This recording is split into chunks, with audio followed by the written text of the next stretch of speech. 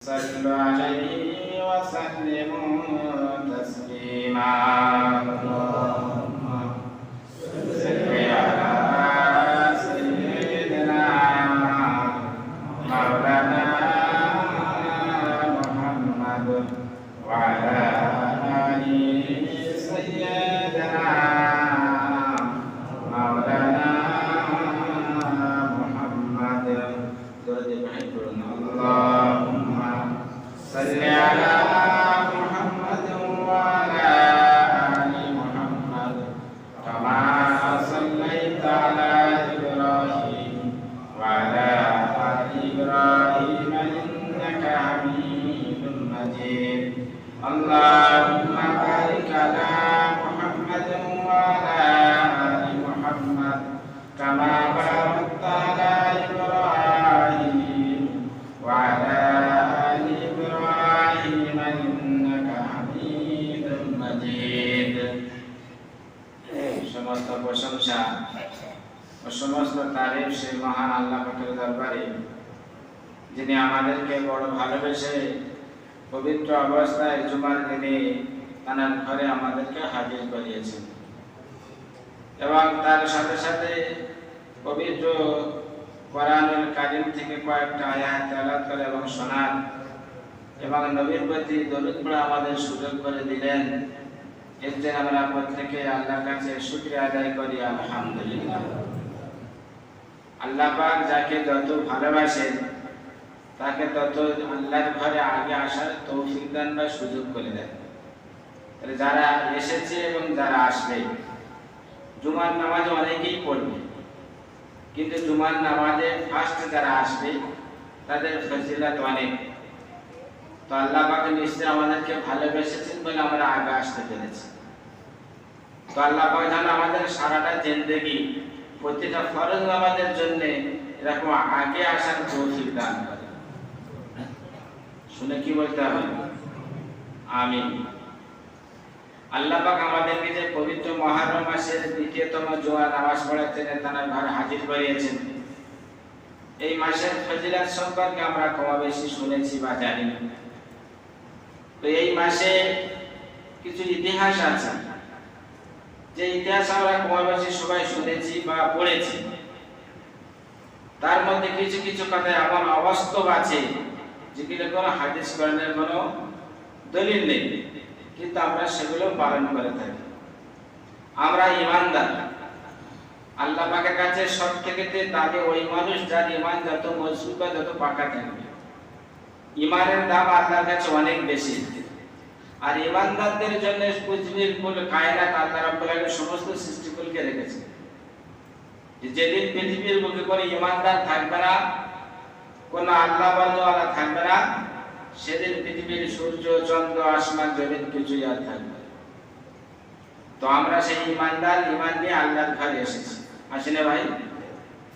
কিন্তু ঈমানটাকে কতটা পরিমাণ আমাদের থাকা জরুরি, কোন ঈমান নিলে বা কোন ঈমান আনলে আমরা দুনিয়া ছেড়ে পরকাল গমন করলে আমাদের পরকালের শান্তি সুখময় জায়গা থাকবে, সেই রকমই ঈমান আমাদেরকে বানাতে হবে না? আর যদি ঈমানদার শুধু অনেকেই তো আছে সারা জিন্দেগি নামাজ পড়ে না, কিন্তু ঈদের দিনে নামাজ পড়ে, আর কোনো কোনো সময় কোনো প্রয়োজনের খাতিরে জুমার নামাজ পড়ে। প্রয়োজন বলতে কোনো আত্মীয়র বাড়ি গেল, যাওয়ার পরে দেখছে সবাই জুমার নামাজ পড়তে যাচ্ছে, আমি বাড়ি বসে থাকলে কেমন হবে না? তো সেই জন্য চাপে পড়ে যায়, ভাই আমার লোক নেই, ভাই বেই বাড়ি গেছে, বেই নামাজ পড়তে যাচ্ছে, জামাই নামাজ পড়তে যাচ্ছে, সবাই যাচ্ছে, আমি তো নামাজ পড়ি না, কিন্তু ওদের সঙ্গে ওযু না করলে তুমি মসজিদে নামাজ পড়তে হবে। তো ওযু করে না কিন্তু নামাজে পড়ে। কিন্তু আমরা তো সেরকম লোক নয়, আমরা ওযু করি, নামাজে পড়ি, কিন্তু ঈমান আমাদের আছে। এই ঈমান নিয়ে কি আমাদের জান্নাতে যাবে কিনা? আল্লাহ পাক পবিত্র কোরআন পাকের মধ্যে বলেছেন, কুল ইন কুনতুম তুহিব্বুনাল্লাহ ফাত্তাবিউনি।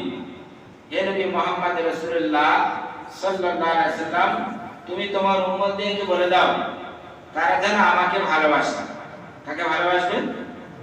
আল্লাহকে। কুল ইন কুনতুম তুহিব্বুনাল্লাহ, কিন্তু আমাকে শুধু ভালোবাসলে হবে না, ফাত্তাবিউনি, বলছে কিন্তু নবী মুহাম্মদ রাসূলুল্লাহ সাল্লাল্লাহু আলাইহি সাল্লামকে অনুসরণ করতে হবে, ইত্তেবা করতে হবে। শুধু আল্লাহকে ভালোবাসলে চলবে না, নবীর পথ মত অনুযায়ী আল্লাহ রাব্বুল আলামিনের হুকুম আহকামকে পূর্ণভাবে আদায় করতে হবে। এখন নবীর ইত্তেবা, নবীর অনুসরণ কি করতে হবে? আল্লাহ রাসূল সাল্লাল্লাহু আলাইহি সাল্লাম মায়ের পেট থেকে যেদিন দুনিয়ার বুকে আসলেন, সে দিনটার নাম আমরা কমবেশি সবাই জানি। আর এক মাস পরে সেটা আসবে, যখন মুহররম মাস যখন আসে, মুহররমের পরে সফর আসে, তারপরে রবিউল আউয়াল মাস আসে, আসে না ভাই? যেটাকে আমরা বলি নবী দিবস মাস, সেই মাস আর এক মাস পরে আসে। মুহররমের পরে রবিউল আসবে, সফর আসবে, তারপরে রবিউল আউয়াল মাস আসবে। কিন্তু সেই নবীকে যদি আমরা অনুসরণ করি, আল্লাহর ফরজ হুকুমগুলোকে, আল্লাহর বিধানগুলোকে পূর্ণভাবে যদি আদায় করতে পারি, তাহলে কিন্তু আমরা পাকা ঈমানদার হতে পারি।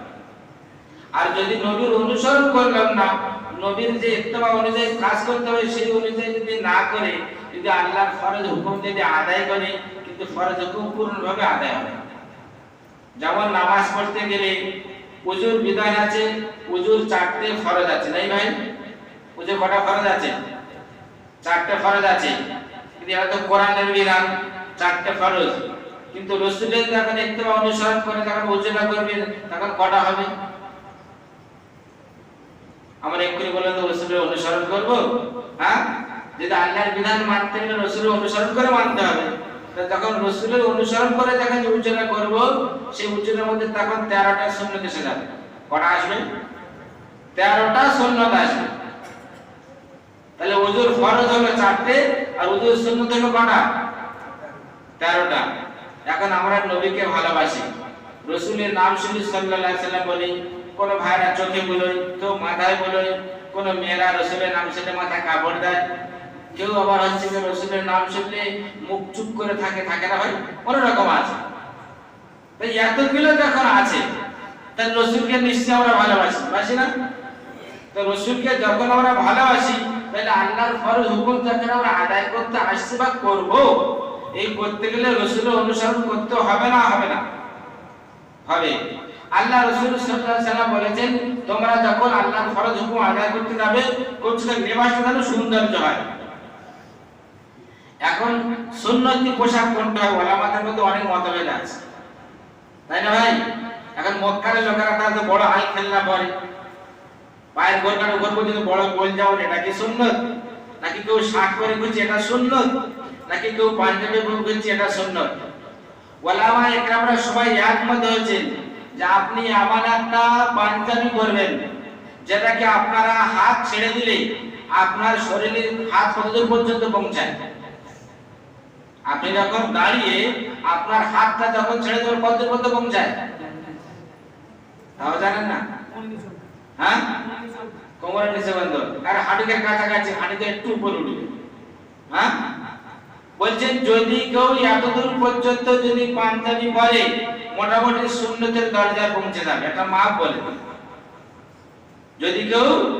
কিন্তু আমরা কি করি, পাঞ্জাবি পরি, এখন পাঞ্জাবি দেখেছেন এখানে যদি 26 থাকে, এখানে হচ্ছে 20 আছে, দেখেছেন? পাঞ্জাবি উঠেছে এখন, এদিকে আছে 26, এদিকে আছে 20। আচ্ছা, এটা কি সুন্নতের মধ্যে দাখিল হবে না বুড়িদের মধ্যে দাখিল হবে?